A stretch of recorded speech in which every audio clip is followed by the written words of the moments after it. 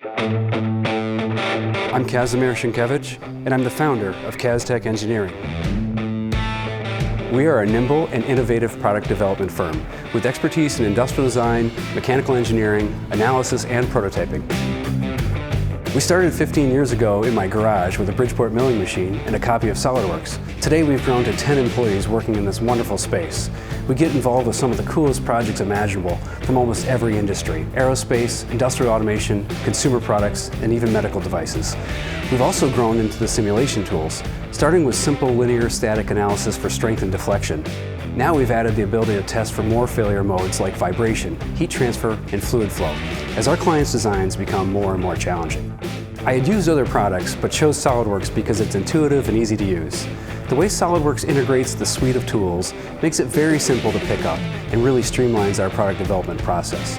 We've been working with Hawk Ridge since the beginning, and their support and training is awesome. And when we need help, they're always right there for us. One thing that really differentiates us from other design firms is that we use simulation up front in the design process. We found that by using analysis, we can accelerate the development. Many times we're able to get the designs to the 80% answer in CAD before building a prototype, which is much quicker than conventional methods. This is a game changer. For example, we were recently asked to design the next generation monitor arm for a client.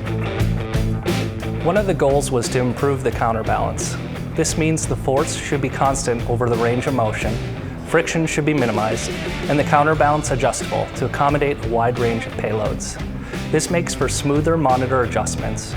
We began by modeling a simplified version of the mechanism, and then using motion simulation, we were able to run the linkage through its range of motion and measure the lift force. Next, an optimization routine was used to produce a constant lifting force across the range of motion by varying model geometry, spring stiffness, and preload force.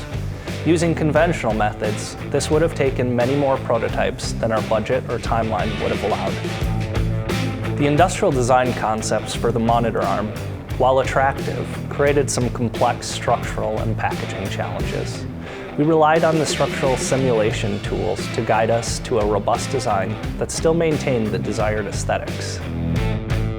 Once we had our monitor arm design about 80% complete, we went ahead and machined those prototypes in-house. We had all of this done in less than 3 weeks. I just couldn't imagine doing this stuff without SolidWorks.